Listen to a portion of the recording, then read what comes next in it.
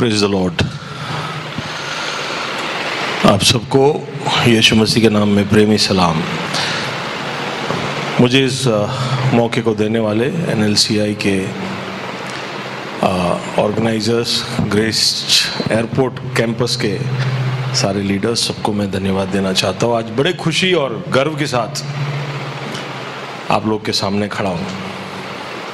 सोच रहा था यहाँ बैठे बैठे 25 साल पहले हम 22-24 साल के जवान लोग थे, अहमदाबाद शहर के लिए कुछ सपने देख रहे थे, कुछ करना चाहते थे, और ये बोझ जो है हमें सुभाष ब्रिज पे पहुंचाया। सुभाष ब्रिज से कभी गांधी आश्रम की तरफ देखते, कभी एयरपोर्ट की तरफ, सरदार नगर की तरफ देखते। कई बार हम वहाँ खड़े रहे, बातें किया, दिल का जो बोझ है हमने एक दूसरे के साथ बांटा। मैं अपने आप की ही नहीं, पास्टर बिन्नी और पास्टर ब्लेसन, जिनके साथ प्रभु में इतने साल चलने का सौभाग्य प्रभु ने मुझे दिया। जब हमारी हालत भी उस समय ब्रिज जैसी ही थी, ना इधर के ना उधर के। जैसे ब्रिज पे खड़े थे ऐसे हमारी आत्मिक परिस्थिति भी थी। लेकिन आज जब मैं मुड़कर देखता हूँ तो मेरा दिल खुशी से भरा है, क्योंकि हमने कभी भी नहीं सोचा था कि हम कभी एक कलीसिया को शुरू करेंगे, और अगर हमने कलीसिया शुरू भी किया तो उसमें ऐसा एक योगदान भी हमारा रहेगा जहाँ पर हम प्रभु के कलाम को एक भाषा में प्रस्तुत कर रहे हमारे शहर के लिए, हमारे शहर के लिए नहीं, हमारे देश के लिए, हमारे सारे सिंधी भाइयों और बहनों के लिए। इसलिए बड़ा गर्व से मेरा दिल भरा है, लेकिन शुक्रगुजारी से भी उमड़ रहा है। आप सबको मैं धन्यवाद देना चाहता हूं कि आज आप यहाँ पर आए। दोपहर का समय था, सुबह होता, शाम होता तो शायद ज़्यादा लोग आते, लेकिन आप आए हो, उसका मतलब है कि कहीं ना कहीं इस बात की अहमियत को आप समझ रहे हो। Praise the Lord. डरे हुए तो नहीं है ना मुझे देख के? सब ठीक है ना? ओके। गूगल ट्रांसलेट का ज़माना है। कहीं आपके दिमाग में आया होगा कि ये क्या बड़ा ट्रांसलेशन का डिंगा, क्या बोलते, डिंगे मार रहे हैं, कहाँ से की बगार रहे। ये तो बस कट करो, गूगल में पेस्ट करो और ट्रांसलेट हो गए। हालांकि आप सब ने इस्तेमाल किया होगा, नहीं किया तो कर लो। तो ऐसे एक ज़माने में जब AI का एक बहुत बड़ा योगदान है, उसमें अचानक से ये बाइबल ट्रांसलेशन को इतना बड़ा अहमियत क्यों दिया जा रहा है, ऐसा शायद आपके दिमाग में सोच आया हो। लेकिन आपने देखा होगा कि इधर हम बहुत सारे यंत्र का इस्तेमाल कर रहे हैं, लेकिन यंत्र कभी काम करता है, कभी नहीं करता है, लेकिन इंसान तुरंत ही आके काम कर लेता है ना? समझ रहे हो आप? यंत्र अपना काम करे, यंत्र का अपने लिमिटेशन है, यंत्र को जितना सिखाया गया है उतना ही वो कर सकता है। प्रभु का जीवित कलाम है, इसको हमें जीवित लोगों के पास पहुंचाना है, तो जीवित लोगों को इसमें शामिल होना पड़ेगा, अपना जीवन इसमें बहाना पड़ेगा। और धन्यवाद देना चाहता हूँ किस कलीसिया के 6 भाइयों ने, जिन्होंने दिन रात एक कर कर आज के इस घटना को संभव किया है। और ये खत्म नहीं हुआ है, सिर्फ शुरुआत है। अभी तो 65 और पुस्तक खत्म करना है। हर बार शायद ऐसे प्रोग्राम हम नहीं कर पाएंगे, लेकिन हम विश्वास करते हैं कि आज के इस धक्के में कई सारे किताब निकल जाएंगे। परमेश्वर की सेवकाई में सबसे कम अहमियत जिस सेवकाई को मिलती है, या सबसे कम प्राथमिकता जिस मिनिस्ट्री को मिलती है, वो है बाइबल ट्रांसलेशन। अब कोई बाइबल कॉलेज में भी जाकर वहाँ के विद्यार्थियों को पूछो तो हर कोई या तो चर्च का पास्टर, इवेंजलिस्ट, प्रॉफिट, बड़े बड़े मिनिस्ट्री चलाना चाहता है, लेकिन बहुत ही कम लोग होंगे जो कहेंगे कि मैं ट्रांसलेशन में जाना चाहता हूँ, क्योंकि ये बहुत ही मेहनत भरा काम है और उसमें प्रतिफल जल्दी से मिलता नहीं है। आप बहुत मेहनत करने के बाद, प्रचार करना बहुत आसान है, जो ट्रांसलेट हो चुका है, जो बाइबल बन चुका है, उसको आप लेकर बस ये आधा घंटा, पौना घंटा, 1 घंटा बोल दो और फिर लोग आके बोलते हैं बहुत मजा आ गया, बहुत बढ़िया था। लेकिन उसको इस किताब के रूप में लाने के लिए जो मेहनत होता है, उसमें कोई आकर आपको नहीं कहेगा कि बहुत बढ़िया काम किया है। कभी तो हमको पता भी नहीं होता है कि ये कैसे हम तक पहुंचा है। तो एक बहुत ही अंडर एस्टिमेटेड मिनिस्ट्री है बाइबल ट्रांसलेशन। लेकिन मैं कुछ अहम बातें आपके ध्यान में लाना चाहता हूं, क्योंकि यहां पर सुमित ने हमें एक चैलेंज भी दिया है कि कौन इस बोट में प्रवेश करना चाहेगा। तो ऐसा नहीं है कि सिर्फ एनएलसीआई हिंदी का ही काम करता है, एनएलसीआई और बहुत भी लैंग्वेजेस में काम करता है। तो आप शायद उनके साथ मिलकर और कहीं पे भी, शायद डायरेक्ट ट्रांसलेशन नहीं तो और कोई तरीके से उनके साथ आप योगदान कर सकते होंगे। तो मेरा प्रयास ये रहेगा कि आपके मन में एक बोझ जागृत करो इस मिनिस्ट्री के विषय में। अगर आप ध्यान से सोचे तो आपको समझ में आएगा कि हमारे पास ये जो बाइबल है, इंग्लिश नहीं, जो ओरिजिनल ग्रीक मैन्युस्क्रिप्ट है ना, वो भी ट्रांसलेशन की बदौलत है। आप पूछोगे ऐसे कैसे? वो इसलिए कि यीशु मसीह ने ग्रीक में कभी बात ही नहीं की। यीशु मसीह ने अरामाइक में या इब्रानी भाषा में बात की। उन्होंने जो कुछ भी सिखाया, उन्होंने जो कुछ भी कहा, वो सबको जब पुस्तक के रूप में प्रस्तुत किया गया तो उसको ग्रीक में लिखा गया। उसका मतलब उसके शुरुआत के अंदर ही अनुवाद शामिल है। तो वहां पर ही अनुवाद शुरू हो चुका है। ये मिनिस्ट्री हम तक पहुंचा शुरुआत के अंदर ही अनुवाद है।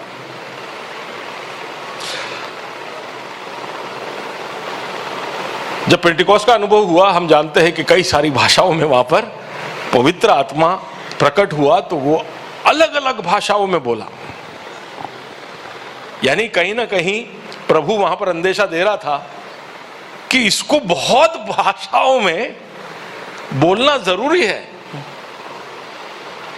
क्यों वहां पर कोई तकलीफ होती, वहां एक या 2 या 3 भाषा में ही सब बोलते तो। लेकिन इतने सारे भाषाओं में वहां पर जब पवित्रात्मा का भरपूरी का चिन्ह आता है, तो वहां पर स्वर्ग से मोहर लगता है इस बात पर कि ये बहुत भाषाओं में बोला जाएगा। क्या? ये सुसमाचार। तो कलीसिया, तुम इसके लिए तैयार हो जाओ।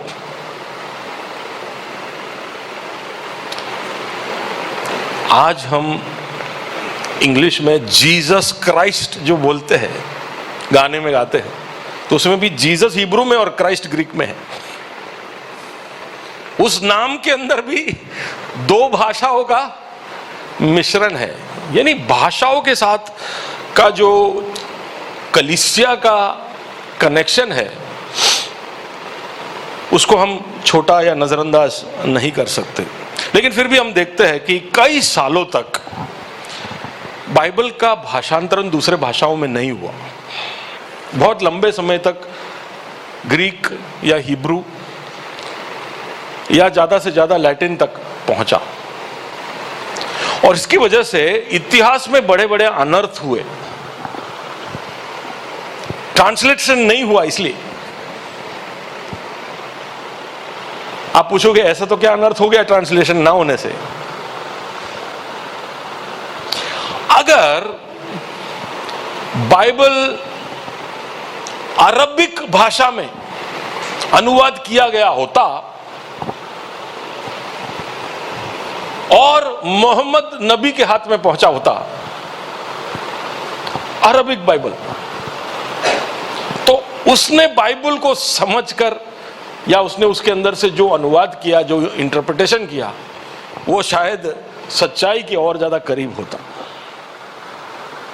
अरबिक बाइबल मोहम्मद के मौत के कई सालों के बाद प्रस्तुत होता है। आप इसकी गंभीरता को समझ पा रहे हो कि नहीं मुझे पता नहीं है। मोहम्मद के पास बाइबल को समझने के लिए कोई डायरेक्ट जरिया नहीं था। वो जानना चाहता था और इसलिए उसको दूसरों पर निर्भर रहना पड़ता था, क्योंकि बाइबल ऐसी भाषा में लिखी गई थी जिसको वो नहीं समझ सकता था। पर उसके पास अगर अरबिक बाइबल होती तो शायद इतिहास, अगर कलीसिया ने पहले ही इस बात को समझकर इस पर जोर दिया। अब मैं कोई नया थियरी नहीं झाड़ रहा हूं यहां से, मैं बता रहा हूं कि कहां पर हम चूक जाते हैं। पर्शिया, ईरान, जो आज ईरान है, पर्शिया, एक समय में पर्शिया का चर्च है जो हमारे भारत के चर्च को बहुत सालों तक सपोर्ट करता रहा, बनाए रखा। और पर्शिया में चर्च बहुत ही सामर्थी जगह पर पहुंच गया। लेकिन इस्लाम के अटैक के बाद जब कलीसिया का ताकत खत्म हो गया और जब राजा मुसलमान आ गए तो उन्होंने चर्च को और उसके ताकत को तो खत्म कर ही दिया, लेकिन उन्होंने एक और आदेश जो कलीसिया के ऊपर रख छोड़ा, वो ऐसा है, आज तक तुम सीरिया के भाषा में चर्च चलाते थे, आगे भी उसी भाषा में चलाते रहना। पर्शियन लैंग्वेज में बाइबल ट्रांसलेट नहीं कर सकते हो। आप समझ पा रहे हो क्या हो रहा है कि किस तरह से हर देश में, क्योंकि भाषाओं, अलग अलग भाषाओं में बाइबल का ट्रांसलेशन नहीं किया गया, तो कलीसिया मौकों को कैसे गवा गई। और ये हम देखेंगे हर सिविलाइजेशन में हुआ है। कलीसिया ने मेहनत नहीं की, मेहनत है ना, ट्रांसलेशन मेहनत है, कलीसिया को मेहनत नहीं करना है। पर्शिया के लोग पर्शिया के चर्च में आते थे, सीरिया में आराधना करके चले जाते थे। जैसे एयरपोर्ट में सिंधी लोग आते थे, हिंदी में आराधना करके चले जाते थे। लेकिन नहीं, प्रभु ने उनको जागृत किया, बोले नहीं, बहुत हो गया हिंदी, अब चाहिए हमें सिंधी। हालेलुया। ये सोच पर्शिया में नहीं आया। पर्शिया के लोग सीरिया में आराधना करके, सीरिया की भाषा में आराधना करके चले जाते थे। और फिर एक ऐसा समय आया जब उन पर रोक लगाई गई। यही चीज तुर्क में हुआ, यही चीज मंगोल में हुआ, मंगोलिया में, यही चीज नॉर्थ अफ्रीका में हुआ। यानी हमने बहुत सारे मौके जो प्रभु ने हमारे लिए दिए थे, उसको केवल इसलिए खो दिया क्योंकि हम समझ नहीं पाए कि बाइबल ट्रांसलेशन मिशन एक्टिविटी का या इवेंजलिज्म का या चर्च मिनिस्ट्री का एक बहुत अहम भाग है। आप कोई भी कम्युनिटी को पहुंचना चाहते हो, उनकी भाषा में पहुंचना बहुत जरूरी है। अभी मैं भी लीडरशिप में हम बात कर रहे थे कि हाँ, हमारे कैंपस काफी हो गए, लेकिन अभी भी गुजराती कैंपस नहीं है। हम गुजरात के चर्च है, गुजरात में काम कर रहे हैं और गुजराती कैंपस नहीं है। चैलेंज है हमारे लिए, लेकिन वो हमें करना है, वो रियलाइजेशन हमें लाना है। पर कलीसिया में इसमें एक चेंज आया, ऐसा नहीं है। आज हम यहाँ पर ट्रांसलेशन मिनिस्ट्रीज इतने सारे, वाइक्लिफ है, ऐसे बहुत सारे, NLCI भारत में एक बहुत बड़ा काम कर रहा है ट्रांसलेशन में। कई मेरे लगभग 30-30 ईयर्स, एटलीस्ट 30 ईयर्स से तो काम कर ही रहे हैं। बेंगलोर में उनका ऑफिस है और बड़ी शिद्दत के साथ वो काम कर रहे हैं। तो चर्च के जो रवैये में बदलाव आया लगभग दूसरे मिलीनिया में, 1400-1500 साल के बीच में, चर्च को ऐसा लगा कि हमें बाइबल ट्रांसलेशन में उतरना चाहिए। और उसकी बदौलत ही आज हमको भारत में इतने सारे बाइबल मिले। ईस्ट इंडिया कंपनी जब इंडिया में आया तो वो तो अंग्रेजी भाषा ही थोप रहा था। उस समय में इंडिया का ऑफिशियल लैंग्वेज था पर्शियन और लोग बोलते थे हिंदुस्तानी, और बाइबल आया इंग्लिश में।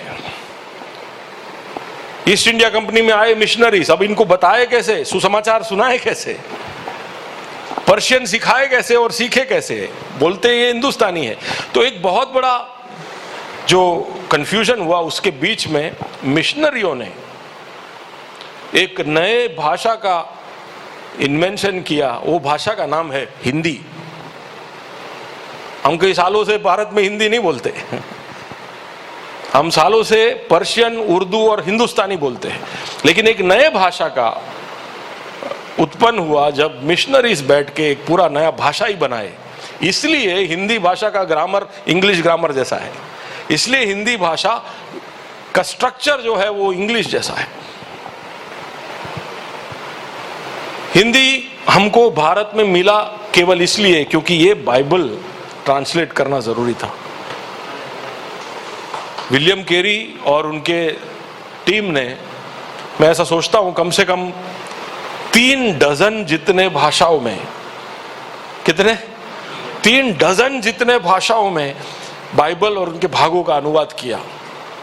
और आज हिंदी भारत का ऑफिशियल लैंग्वेज है केवल इसलिए क्योंकि किसी ने यह सोचा कि बाइबल ट्रांसलेट करना कितना अनिवार्य है और कितना जरूरी है। और खाली भारत में नहीं, भारत के बाहर भी कई सारे देशों में जहां जहां भी ट्रांसलेशन हुआ है, जहां जहां भाषा बनी है, वहां पर केवल उस भाषा का संरक्षण नहीं हुआ है, उस कल्चर का, वहां के तरीकों का, वहां के पहनावे का, खाने का, सब कुछ बाइबल और उसके ट्रांसलेशन ने बचा लिया है। हम जब सिंधी भाषा में बाइबल को सुनाएंगे, लोग उसको पढ़ेंगे, तो उसका स्वाद ही कुछ अलग होगा। उसको समझने का, उसमें जो तार छिड़ेंगे दिल में वो कुछ अलग ही होंगे। और हम समझते हैं कि सिंधी कल्चर, सिंधी ट्रेडिशंस जो है, सिंधियों के बीच में जो तौर तरीका है, उसको बचाना है, उसको कोई अलग रूप में, अलग ढांचे में लेकर आना नहीं है। और उसके लिए जरूरी था कि सिंधी भाषा में बाइबल लाकर दिया जाए। हम जानते हैं कि सुसमाचार जीवित है, प्रबल है, छोकेदार से काटता है, ये सब हम इब्रानी 4 और 12 में। लेकिन ये जीवित वचन, ये जीवित कैसे है? जीवित ऐसे है जैसे एक जीवाणु जैसे। ये वचन जीवाणु जैसा है, वो आपके अंदर जीवाणु जैसे प्रवेश करता है। ऐसा दिखेगा नहीं कि प्रवेश कर रहा है, लेकिन वो जाएगा और उसको जहां पहुंचना है पहुंचेगा, वहां पर डेरा डालेगा, वहां पर से वो फैलेगा और वहां पर से वो आपके ऊपर असर छोड़ेगा। जीवाणु कैसे करता है काम? कीड़ाणु बोलो, जीवाणु बोलो, वो आपके अंदर जाए, वो जाएगा, कहीं पकड़ लेगा जगह, वहां फैलेगा और फिर आपके शरीर पे असर छोड़ेगा। ठीक उसी तरह ये जीवित वचन भी, ये जीवित है। जोर से बोल सकते हो? ये जीवित है। इसके बोले, वो बिनानी सीमेंट वाला इससे अच्छा बोलता था, ये जीवित है। बिनानी सीमेंट वाला बोलता था ये सीमेंट में जान है। वो सीमेंट के लिए बोलता था, हम बाइबल के लिए नहीं बोल पाते। बोलिए ना, ये जीवित है। ये जीवित है तो उसका असर छोड़ता है। लेकिन वो जीवित, उसके असर को छोड़ने के लिए जो सुनने वाला है ना, उसको समझना जरूरी है। और वो सबसे ज्यादा तब समझता है जब उसके मातृभाषा में उसको सुनाया जाए। हम हिंदी, इंग्लिश सब बोलते हैं, लेकिन जब हमें बहुत ज्यादा दुख होता है या बहुत ज्यादा खुशी होता है ना, तो मलयालम निकलता है। गुस्सा आता है तब तो मलयालम में ही आता है। यानी हमारे बहुत ही गहरे इमोशंस वो मातृभाषा में निकलते।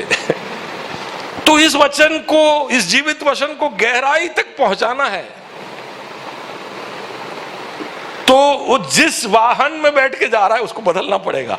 इसलिए मैं समझता हूं कि हिंदी, ये हमारा सिंधी ट्रांसलेशन, आज तक जो भी काम हुआ इस इलाके में और भारत में जहां कहीं भी सिंधियों के बीच में, उसके लिए बहुत प्रभु को धन्यवाद। लेकिन अब और भी तेजी से होने वाला है। मार्क का गॉस्पेल राह तैयार करने वाला है और बहुत ही जल्दी, जैसे हमने सुना, लूक तैयार है और भी तैयारियां हो रही है।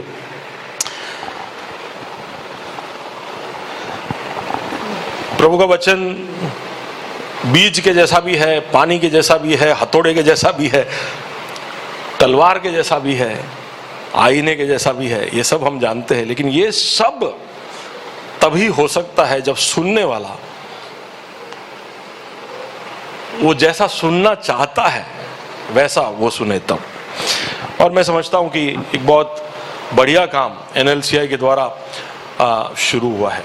वही नहीं, कलीसियाओं को अगर समझ लो दूसरे कोई भाषा में हम कोई भी कम्युनिटी को तैयार कर लेते हैं, तो वो कम्युनिटी शायद उस पीढ़ी तक शायद बच जाए, लेकिन एक और पीढ़ी आगे चला जाएगा तब शायद वही बातें जैसी है वैसी रहेगी नहीं।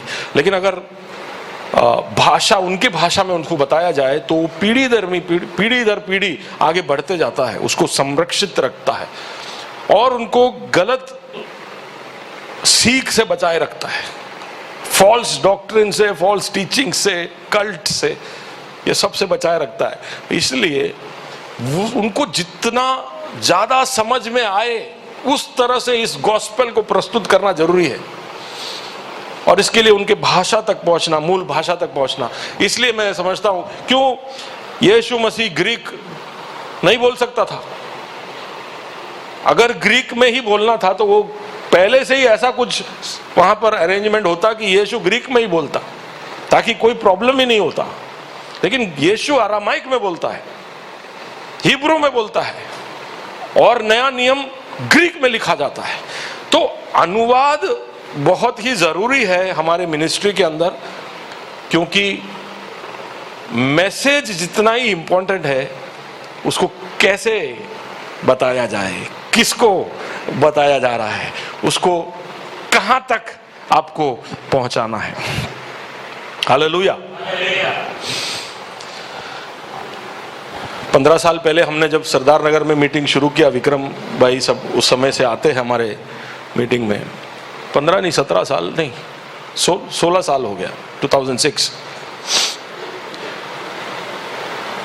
और जब हमने कलीसिया शुरू किया था तब तो हम सब अंग्रेज के ही औलाद थे।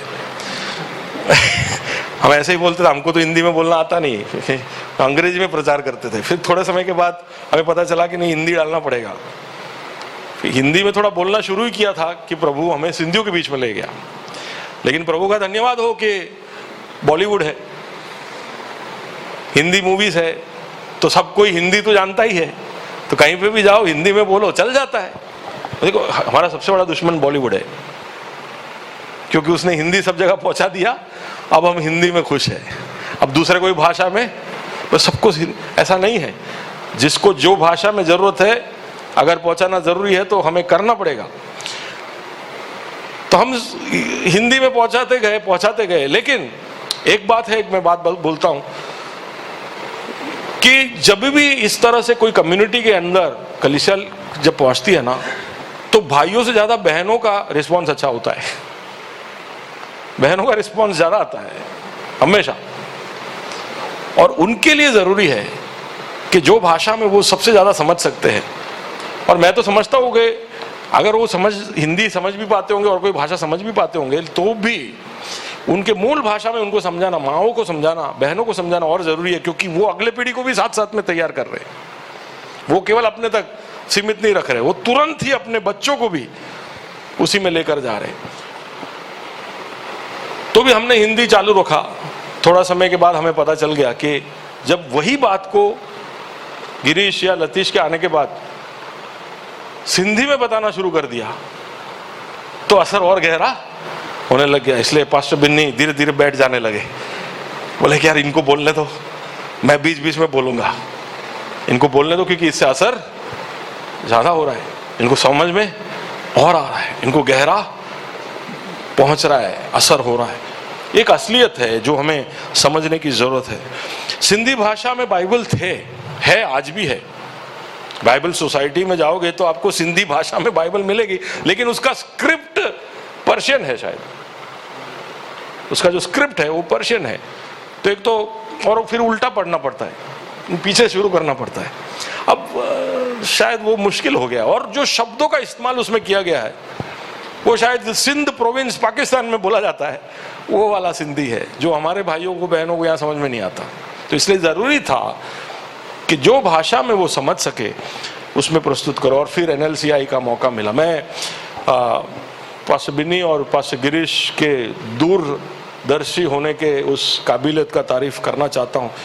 उन्होंने वहीं पे अगर नहीं हमारा यहाँ नहीं हो सकता ऐसा बोल दिया होता तो बेचारा सुमित चला जाता, लेकिन उन्होंने बोला नहीं, जरूरी है, मैं कलीसिया में बात रखूंगा, और जो 6 भाइयों का आपने फोटो देखा, वो लोग रिस्पॉन्ड करेंगे ऐसा तो मैं तो नहीं बोल सकता था।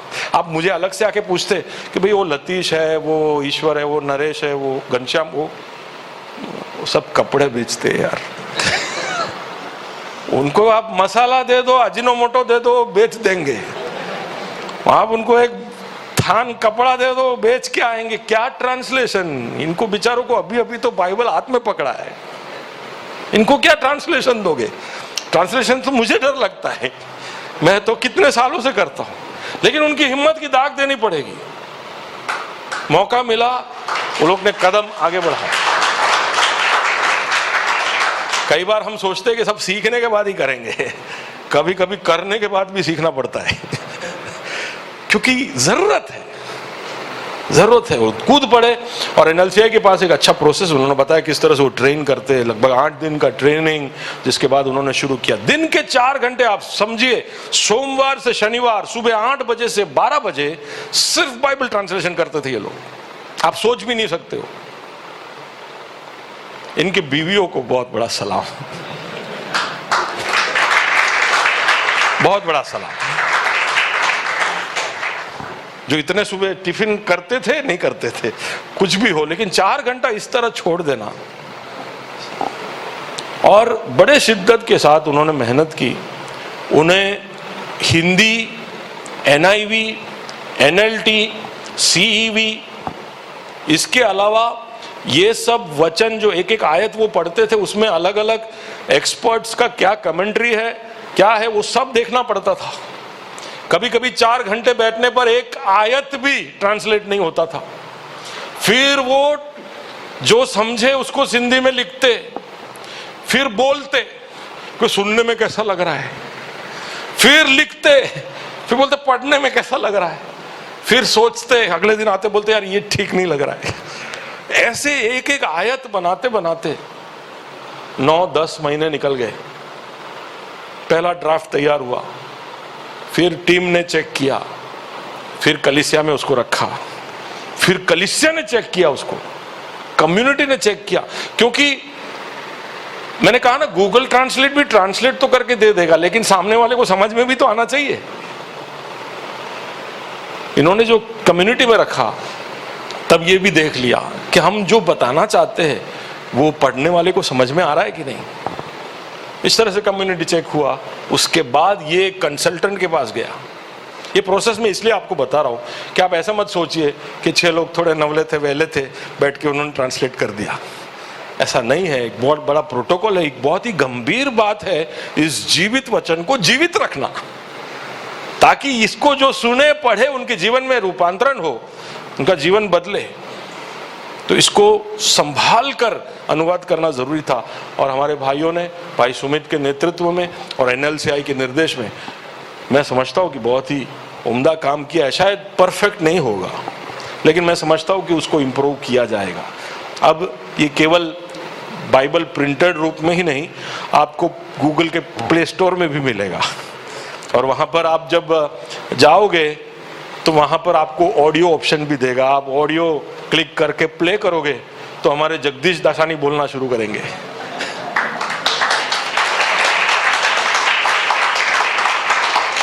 वो भी पहली बार बोल रहे थे, बोले कि मैं क्या मार्क 16 चैप्टर पढ़ के आ जाता हूं।